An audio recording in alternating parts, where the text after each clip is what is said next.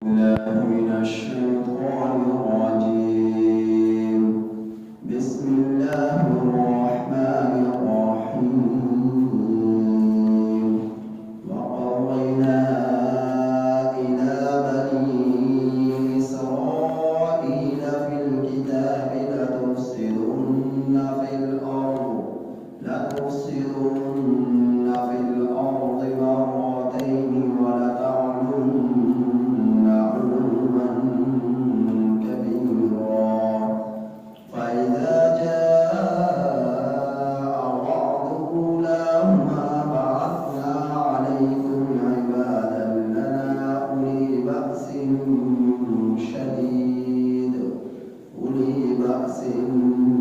شديد فجاسوا خلال الديار وكان وعدا مفعولا.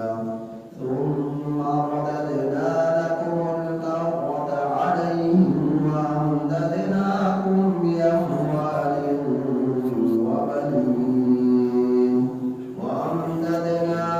بأموال وبنين وجعلناكم أكثر نفيرا. إن أحسنتم لأنفسكم وإن أسأتم فلها. فإذا جاء وعد الآخرة ليسوءوا وجوهكم وليدخلوا المسجد كما دخلوه أول مرة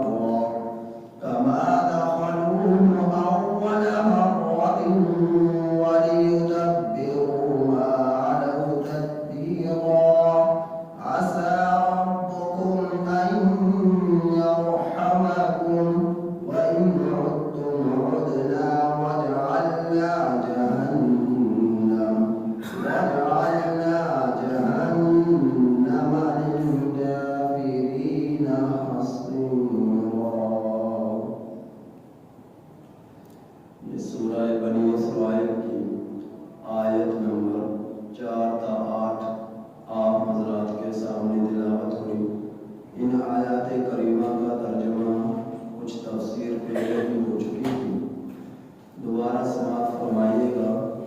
وقضینا، اور ہم نے فیصلہ سنا دیا، الی بنی اسرائیل، بنی اسرائیل کو، فی الکتاب، کتاب کے ذریعے، لتفسدن فی الارض، البتہ تم لوگ ضرور فساد پھیلاؤ گے زمین میں، مرتین، 2 مرتبہ، ولتعلن علوا کبیرا، اور البتہ ضرور تم لوگ سرکشی کرو گے، بڑی سرکشی. فإذا جاء وعد أولاهما،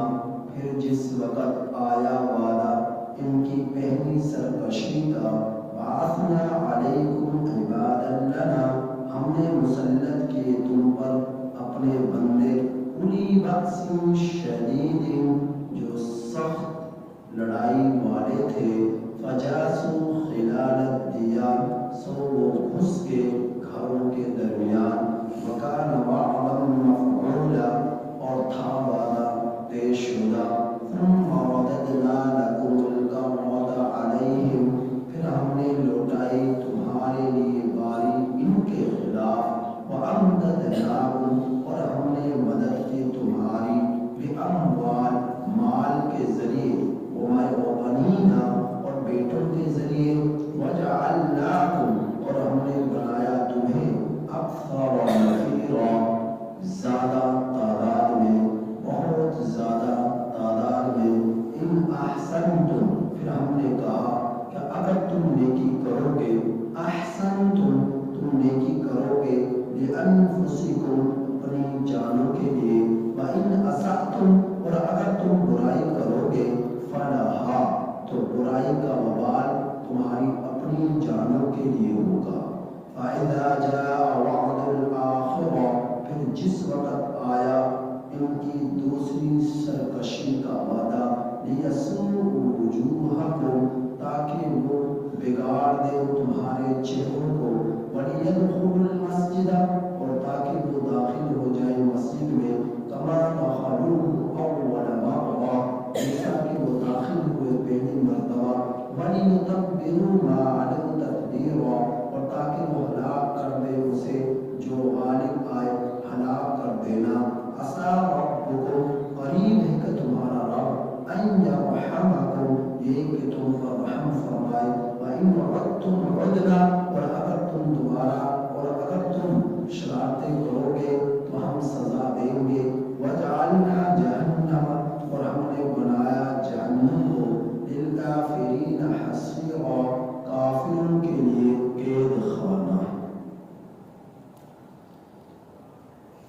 یہ بات پہلے بیان کی جا چکی ہے کہ اللہ جل جلالہ نے بنی اسرائیل پر اپنی نعمتوں کی برسات فرمائی، اور نعمتیں ظاہری طور پر بھی ہوئی اور باطنی طور پر بھی ہوئی۔ باطنی طور پر نعمتیں یہ کہ اللہ نے ان پر 4000 پیغمبر کو رسالت عطا فرما کر ان کو ان بنی اسرائیلیوں کی طرف مبعوث فرمایا، ان کی بعثت ہوئی، اور ان بنی اسرائیل پر ہی اللہ نے 3 کتابیں مشہور 4 کتابوں میں سے تورات، زبور، انجیل وغیرہ نازل فرمائے۔ یہ اللہ کی طرف سے باطنی نعمتیں تھیں کہ پیغمبروں کا پے در پر آنا،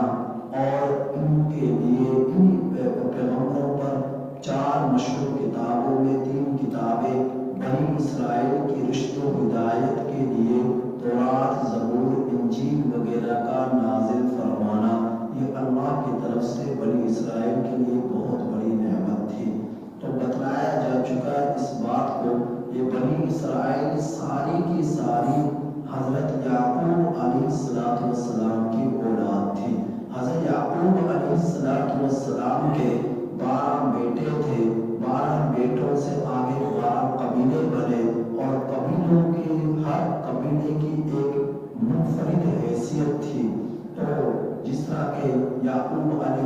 السلام کے ایک بیٹے کا نام یہودا تھا، تو ایک قبیلہ یہودا کے نام سے مشہور ہوا۔ ایک بیٹے کا نام یوسف تھا تو ایک قبیلہ یوسفیوں کے نام سے مشہور ہوا۔ ایک بیٹے کا نام بنیامین تھا تو ایک قبیلہ بنیامینیوں کے نام سے مشہور ہوا۔ تو اس طرح ہر بیٹے کے نام سے قبائل مشہور ہوئے، اور ہر قبیلے کی ایک بنیادی حیثیت تھی۔ تو یہ بنی اسرائیل کی تعداد بڑھتی گئی، اور یہ اپنے زمانے میں ایک عروج پر تھے۔ تو انہی میں اللہ نے 4000 پیغمبروں کی بعثت فرمائی، انہی میں اللہ نے پیغمبروں میں 3 مشہور کتابیں نازل فرمائی۔ جس وقت بنی اسرائیل فرعون کے تسلط سے آزاد ہو کر دریائے کلثوم کو پار کر کر وادی تیہ میں پہنچتے ہیں، وادی تیہ یہ اس کو آج کل وادی سینائی کہتے ہیں، اس کا طول 36 میل ہے، اس کا عرض 24 میل ہے، سطح سمندر سے یہ وادی سینائی 5000 فٹ کی بلندی پر ہے۔ تو اس وادی میں جب یہ لوگ پہنچے ہیں، حضرت موسیٰ علیہ السلام کو اللہ نے حکم دیا اپنی اس قوم سے کہیے کہ قوم عمالقہ جو بہت ہی زیادہ سرکش ہو چکی ہے، نافرمان ہو چکی ہے، ان سے کہیے ان کو ساتھ لے کر جائیے کہ یہ وہ ان کے خلاف جہاد کریں، اللہ کے باغیوں کے خلاف، اللہ کے نافرمانوں کے خلاف۔ تو قوم نے بنی اسرائیل نے آگے سے جواب دیا، اذهب انت وربك فقاتلا انا هاهنا قاعدون، آپ جائیے، آپ کا رب جائے، دونوں جا کر لڑے، ہم تو یہیں پر بیٹھے ہیں۔ یہ بڑا ہی مستاخانہ جواب تھا ان لوگوں کا۔ تو اللہ نے ان لوگوں کو وادی تیہ میں ہی قید کر کر رکھ دیا۔ 40 سال تک وادی سینائی، وادی تیہ میں یہ لوگ بھٹکتے رہے۔ جس وقت یہ فرعون کے تسلط سے آزاد ہو کر آئے تھے، اس وقت ان کے پاس کھانے کو کچھ نہ تھا، پینے کو کچھ نہ تھا اور ان کا چکین میدان تھا، یہ وادی تھی۔ اور بعد سورج جب طلوع ہوتا گرمی کی شدت ہوتی، اللہ نے ان پر ظاہری نعمت، باطنی نعمتوں کا تذکرہ تو ہو چکا، باطنی نعمت ظاہری نعمت یہ عطا فرمائی کہ صبح سے لے کر شام تک ان کے سروں پر بادل کا ایک ٹکڑا رہتا جو ان پر سائبان بن کر رہتا، ان پر سایہ کرتا، ان پر سورج کی گرمی پڑنے نہ دیتا، روشنی ان پر آنے نہ دیتا کہ جس سے ان کو تکلیف ہو، گرمی محسوس کرے۔ پھر ان کے لیے کھانے کے لیے کچھ نہ تھا تو اللہ پاک نے 40 سال تک ان کے لیے جنت سے بٹیر اتارے، بٹیر بھنے ہوئے، اور ان کے لیے جنت سے خیر اتاری، من اور سلوہ کی صورت میں کھانے ان پر اترے ہیں۔ اور تیسری نعمت کہ ان کے لیے پانی نہیں تھا، حضرت موسیٰ علیہ السلام نے عصا اس پر پتھر پر اپنا عصا مارا، 12 چشمے جاری ہو گئے، تو 12 قبیلے تھے تاکہ یہ لڑے نہ آپس میں، ان کے آپس میں لڑائیاں نہ ہو، ہر قبیلے کے لیے الگ الگ جو ہے اللہ نے چشمے جاری فرما دیے تاکہ یہ اپنی پیاس کو بجھا سکے۔ تو یہ ظاہری نعمتیں بنی اسرائیل پر اللہ پاک نے نازل فرمائے، لیکن قوم عمالقہ کے خلاف عملیق قوم عمالقہ کا بڑا سردار تھا، بڑا آدمی تھا جس کے نام سے یہ قوم عمالقہ مشہور ہوئی۔ جب انہوں نے ان کے خلاف جہاد نہ کیا تو یہ وادی سینائی کے اندر بھٹکتے رہے، وہیں پر یہ جو ہے ذلیل ہوتے رہے 40 سال تک۔ تو ان لوگوں نے اللہ رب العزت کی بہت ہی زیادہ چونکہ نافرمانیاں کی، پھر وقت آیا کہ اللہ پاک نے ان پر دشمن مسلط کیا۔ یہ وہ زمانہ تھا کہ جس وقت یہ وادی سینائی وادی تھی کہ یہاں پر جہاں اب فلسطین ہے، کنعان ہے، اردن ہے، شام ہے، یہ سب الگ الگ ایک مستقل ملک کی حیثیت رکھتے تھے۔ تو اس وقت ایک شام کے علاقے میں ہی فلسطین داخل تھا اور اردن شامل تھا، تو یہ کنعان شامل تھا، یہ سب ایک ہی علاقہ کہلاتا تھا۔ انگریز ظالم نے شرارت کی اور انہوں نے ان سارے ممالک کو توڑ کر رکھ دیا۔ فلسطین ایک مستقل ملک بن گیا، کنعان مستقل ملک بن گیا، اردن ملک مستقل ایک مملکت بن گئی، اور شام مستقل ایک مملکت بن گئی، سب کو توڑ کر رکھ دیا۔ اب ان کے آپس میں حالت یہ ہے کہ یہ آپس میں مل نہیں سکتے، انگریز کے ساتھ مل سکتے، یہودیوں کے ساتھ مل سکتے، لیکن آپس میں ان میں جوڑ پیدا نہیں ہو سکتا، کیونکہ انگریز ظالم کی شرارت ہی ایسی ہے کہ ہمارے 56-57 اسلامی ملک ہیں، ان میں سے کوئی ان کا ساتھ دینے کے لیے تیار نہیں، زبانی باتیں کرتے ہیں، عملی طور پر ان کا ساتھ دینے کے لیے تیار نہیں۔ انگریز کا ساتھ دے سکتے لیکن ان کا ساتھ دینے کے لیے تیار نہیں۔ تو ایسے غیرت مند حکمران بہت کم ہیں جو مسلمانوں کے درد کو سمجھیں۔ تو بہرحال یہ الگ الگ ملک کی شکل اختیار کر گئے اور ان میں توڑ پیدا ہو گئی۔ تو یہ پہلے جب حضرت موسیٰ علیہ السلام تشریف لائے، اس زمانے سے کئی صدیوں تک یہ ایک ہی سرزمین رہی اور ملک شام کے اندر یہ سارے علاقے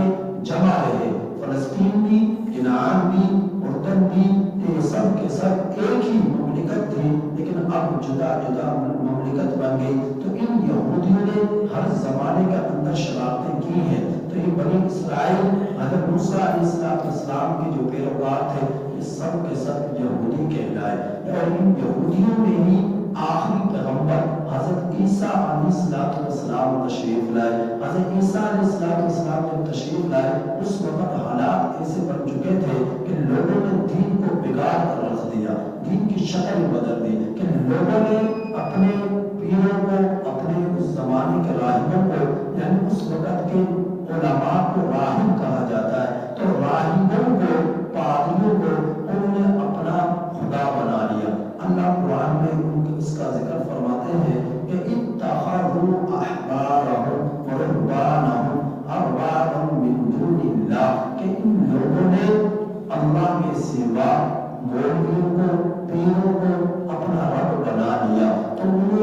وہ کہتے، ایسا اس کو حقیقت سمجھتے، مرضی کے مسائل لیتے، قیمت دے کر مرضی کا مسئلہ حل منوا لیتے اور فیصلہ کرا لیتے. تو حضرت عیسیٰ علیہ السلام نے ان کو سمجھایا، عیسیٰ علیہ السلام نے ان کو سمجھایا. تو اس وقت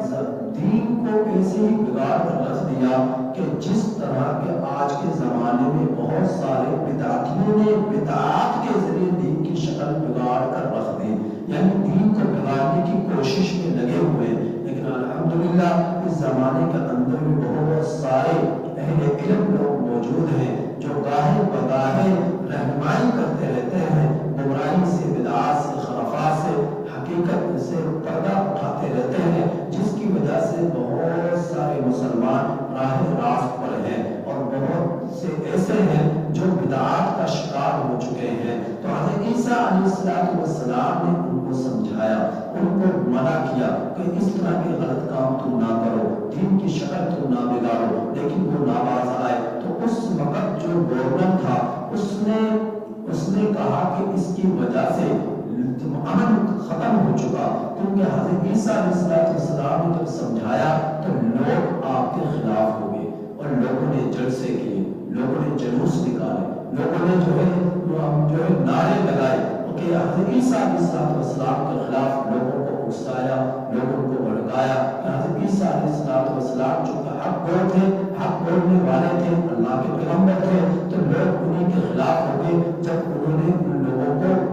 بدعات سے روکنے کی کوشش کی، دین کی شکل جو انہیں بگاڑی ہوئی تھی اس سے پردہ اٹھانے کی کوشش کی، تو اس وقت کا جو گورنر تھا اس نے مرکز میں خط لکھا کہ یہ معاملات ہیں. تو مرکز سے جواب آیا کہ اگر ایک شخص کے قتل ہونے کی بنا پر امن قائم ہوتا ہے تو تم اسے قتل کر ڈالو، اسے سولی پر چڑھا دو. تو انہوں نے اس بات پر عمل کیا. تو اس وقت حضرت عیسیٰ علیہ السلام سے ملتی جلتی شکل والا ایک شخص جس کا نام شمعون قرینی تھا، جس کی شکل، اس کا چہرہ حضرت عیسیٰ علیہ السلام سے ملتا جلتا تھا، تو ان لوگوں یہ بڑا منافق قسم کا شخص تھا. تو حضرت عیسیٰ علیہ السلام کو میرے رب نے رفعہ اللہ الیہ اپنی طرف آسمان پر اٹھا لیا اور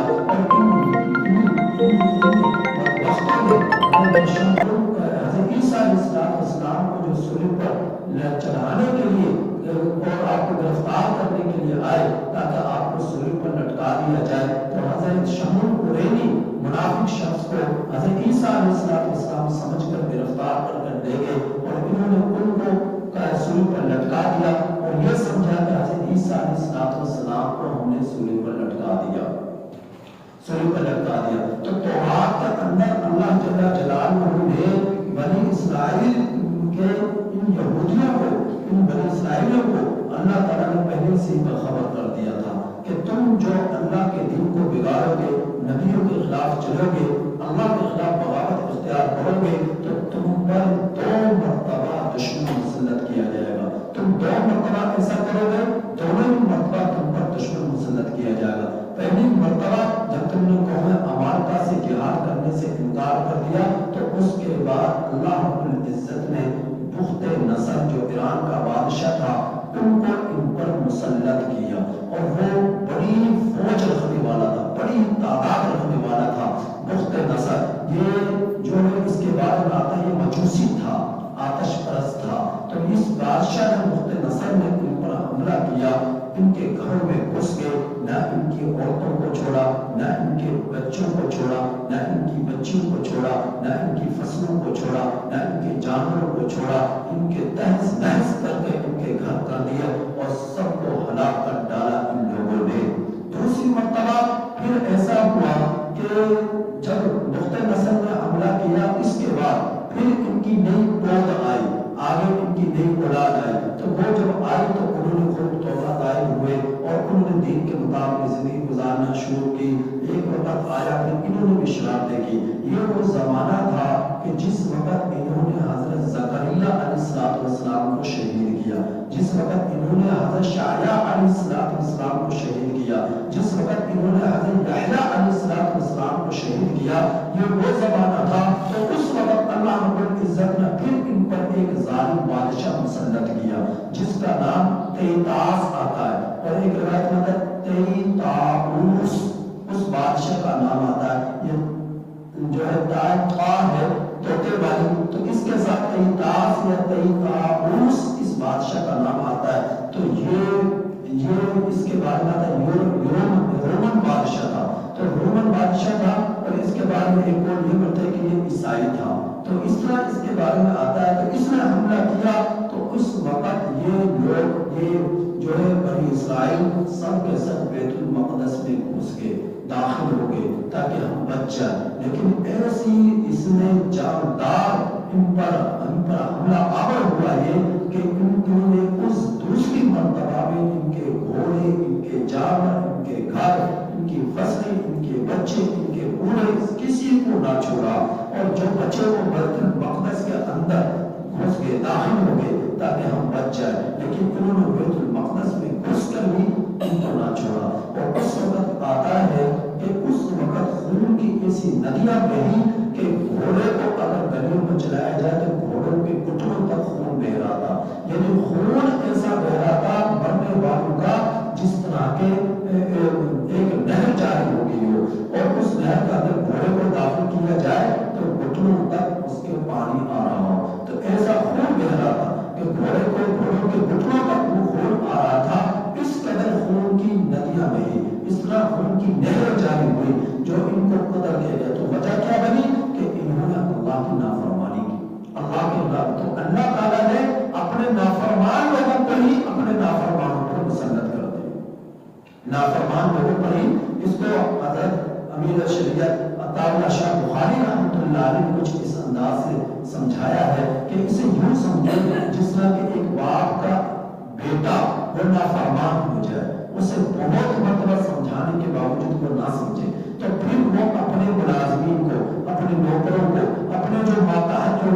لوگ ہیں ان کو کہتا ہے کہ اس کی پٹائی کرو، اس کو مارو، تو اس کی پٹائی نافرمانوں سے کروائی جاتی ہے، جو اپنے جو کمزور ہوتے ہیں ان سے کرائی جاتی ہے، جو دینی اعتبار سے کمزور ہوتے ہیں ان سے۔ تو اللہ میں جو دین کے اعتبار سے کمزور ہوتے ہیں، اگرچہ اللہ رب العزت کے وہ بھی نافرمان تھے، لیکن اللہ نے نافرمانوں کے ذریعے نافرمانوں کو قتل کرایا، نافرمانوں کو سزا دی دنیا کے اندر۔ تو اللہ رب العزت نے دونوں واقعات کا، ایک بخت نصر نے جو بنی اسرائیلیوں کو قتل کیا، ان کا قتل عام کیا، وہ پہلا واقعہ، دوسرا تیطاؤس بادشاہ نے جو ان کو قتل کیا اس کا واقعہ۔ دو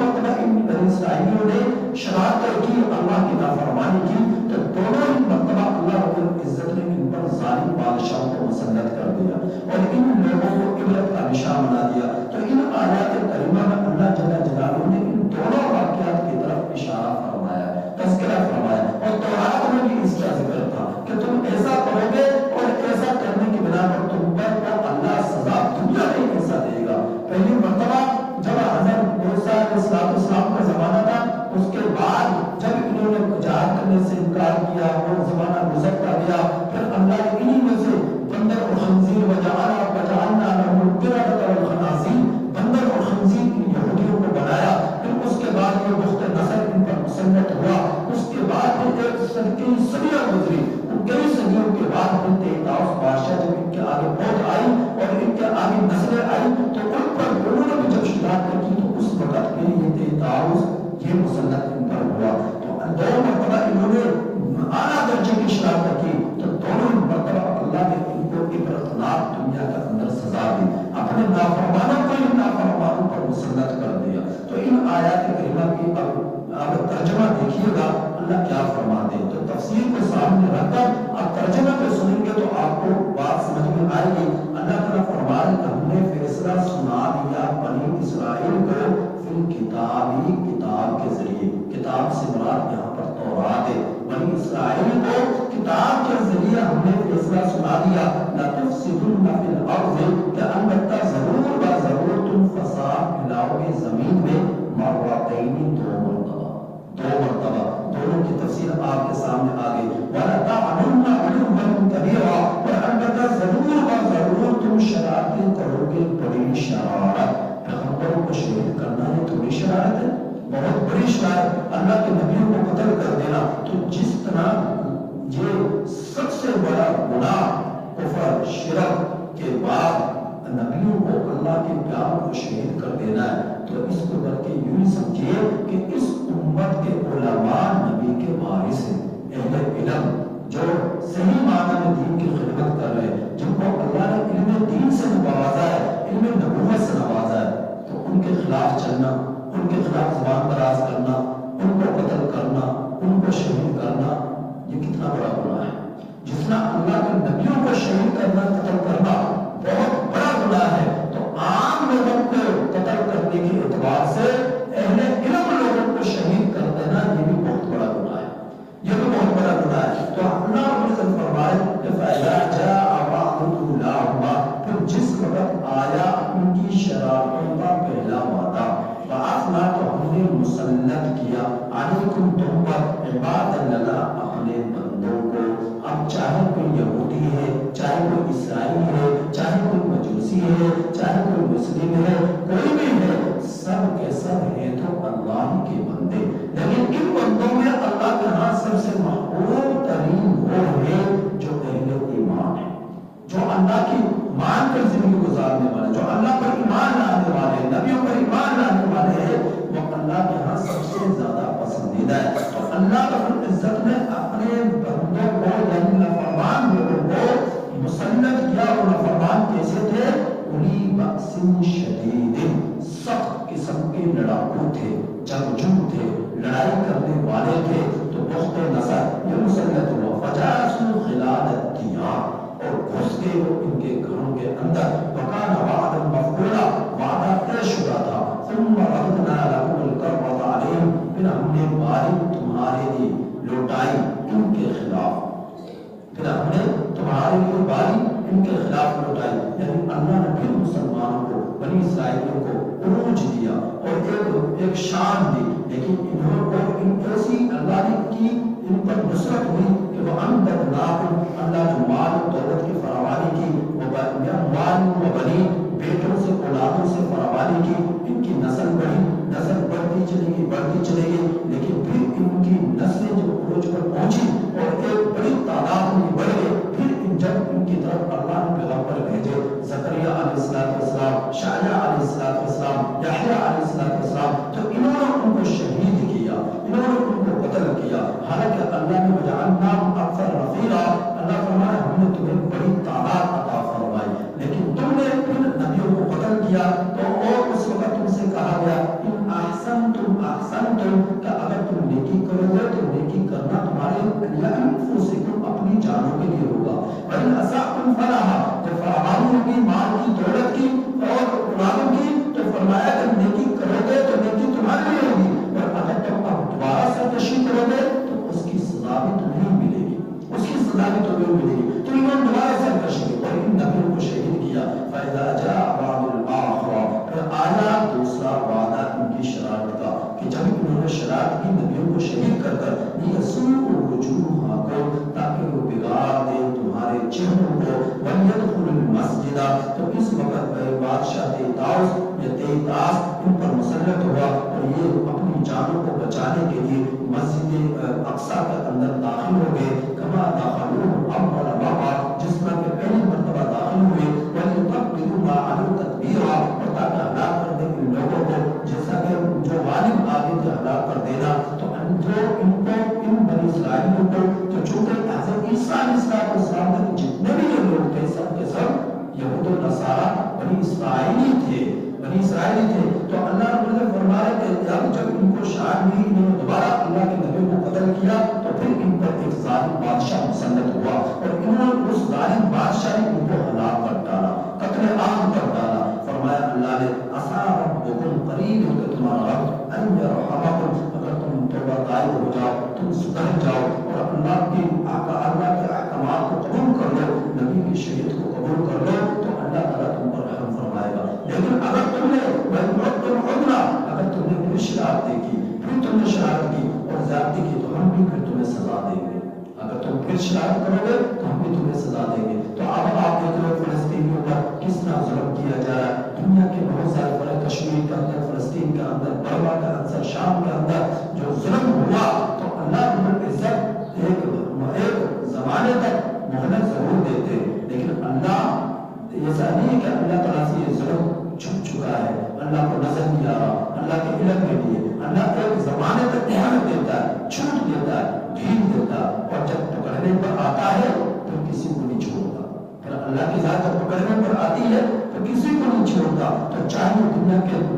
انسان چاہے کتنے طاقتور کیوں نہ ہو جائے، کتنے ہی ان کے پاس مسائل جو ہے ان کے پاس ایٹم بم کیوں نہ جائے، جب اللہ پکڑنے پر آئے تو پھر اللہ کی پکڑ سے کوئی بچ نہیں سکتا، اللہ کی گرفت سے کوئی بھاگ نہیں سکتا۔ اب آپ دیکھتے ہیں کہ ان یہودیوں نے، ان عیسائیوں نے مسلمانوں کا جس طرح قتل عام کیا، اب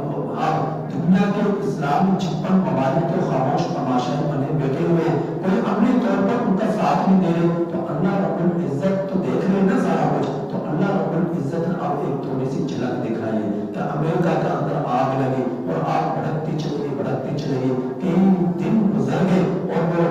امیر ترین جو وہاں کے لوگ جو کھرب پتی ہے اور کھرب ان کے مکانات و محلات تھے سب کو جھلسا کر رکھ دیا، اور آگ ابھی تک لگی ہوئی ہے، اور ساری دنیا دیکھ رہی ہے کہ اللہ تعالیٰ کس طرح ان سے انتقام لے رہا۔ تو تھوڑا اسرائیلیوں کا ساتھ، یہودیوں کا ساتھ امریکہ نے دیا، اور جو بھی دینے والے ہیں سب اللہ کو سب کو عبرت کا نشان بنائے گا۔ اگر مسلمان کا ساتھ نہیں دیتا تو کیا اللہ تعالیٰ خود نہیں کسی کی پکڑ کر سکتا، گرفت نہیں کر سکتا؟ مسلمان کا ساتھ دے تو یہ جہاد فی سبیل اللہ ہے کہ ظالم کو ظلم سے ہاتھوں کو روک لے۔ تو جہاد اسی لیے ہوتا ہے کہ اعلاء کلمات اللہ کے لیے جو ظالم ہے ان کے ظلم کے سے ان کے ہاتھوں کو روکے۔ تو مسلمان جو جہاد سے پھرتے ہیں اللہ تعالیٰ خود کو جہاد کرنے پر آ جاتا ہے، پھر اللہ انتقام لینے پر آ جاتا ہے۔ تو اس لیے اللہ تعالیٰ سے عشق ایسا ہو، اللہ تعالیٰ سے محبت ایسی ہو کہ اللہ رب العزت کے کلام پر عمل کیا جائے، کتاب پر عمل کیا جائے، پیروی کی جائے،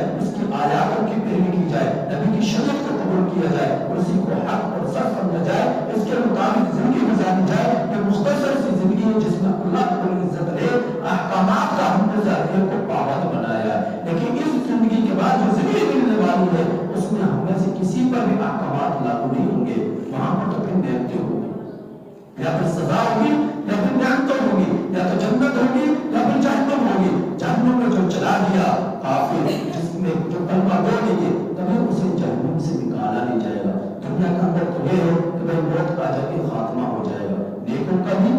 بروں کا بھی، موت کے ساتھ جان چھوٹ جائے گی، لیکن دنیا جو موت کے بعد جو زندگی ملنے والی ہے اس میں کسی کی جان نہیں چھوٹے گی۔ جہنمیوں کی جہنم سے، جنتیوں کی جنت سے، جنتی جنت میں مزے کریں گے، جہنمی جہنم میں آب و بقا کریں گے، لیکن ان کی چیخیں بلند ہوتی رہیں گی، لیکن اللہ انہیں معاف نہیں کرے گا۔ معافی کا اللہ رب العزت نے وقت اس دنیا کا اندر دیا کہ یہاں پر تم توبہ کر لو، یہاں پر اللہ تعالیٰ سے معافی مانگ لو، اور معافی مانگ کر دین کے تقاضوں پر عمل کرنا شروع کر دو، لیکن آخرت میں ایسا نہیں ہوگا، آخرت میں ایسا نہیں ہوگا۔ لہذا اپنی نہ ختم ہونے والی زندگی کو دنیا بنانے سنوارنے کے چکر میں برباد نہ کرو۔ عقل مند انسان وہ ہے جو اپنے موت کے بعد کی زندگی کی تیاری کرے، فکر کرے۔ تو اب ہم گریبانوں میں جا کر دیکھیں، صبح سے لے کر شام تک ہم اپنے کاروباروں میں مصروف رہتے ہیں۔ کاروبار کرنا، تجارت کرنا اللہ نے حکم دیا،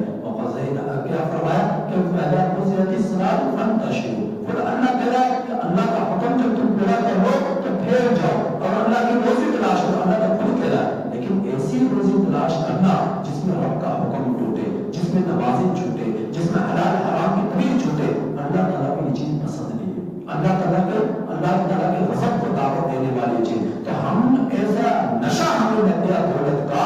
دنیا کے فراوانی کا، دنیا کے حصول کا، کہ ہم اندھے بن چکے، بہرے بن چکے۔ دل تک ہماری باتیں اترتی نہیں ہے، کانوں سے اندر جاتی نہیں ہے، دل تک اترتی نہیں ہے، اور ہمارا وجود اسے قبول کرنے کے لیے تیار ہے، کیونکہ ہم سمجھ رہے کہ جوان ہے جب دیکھی جائے گی، تب دیکھی جائے گی کہ بڑھاپا آئے گا، ابھی صحت مند دیکھی جائے گی جب بیماری آئے گی، ہم اس انتظار میں، لیکن جب بیماری آئے گی تو دوبارہ کیا تمہیں یقین ہے اس بات کا، صحت لوٹ آئے گی، جب بڑھاپا آئے گا تمہیں یقین ہے کہ دوبارہ جوانی لوٹ آئے گی۔ ایسا ناممکن ہے، کبھی ایسا نہیں ہوگا۔ جب اللہ تعالیٰ نعمتوں کو چھین لیتے ہیں، بہت کم ہے کہ اللہ تعالیٰ اسے واپس کر دے، اور بڑھاپا آنے کے بعد جوانی کا ملنا یہ ناممکن ہے۔ بڑھاپا آنے کے بعد جوانی کا ملنا یہ یہ ناممکن ہے. مہلک بیماری میں آنے کے بعد صحت کا ملنا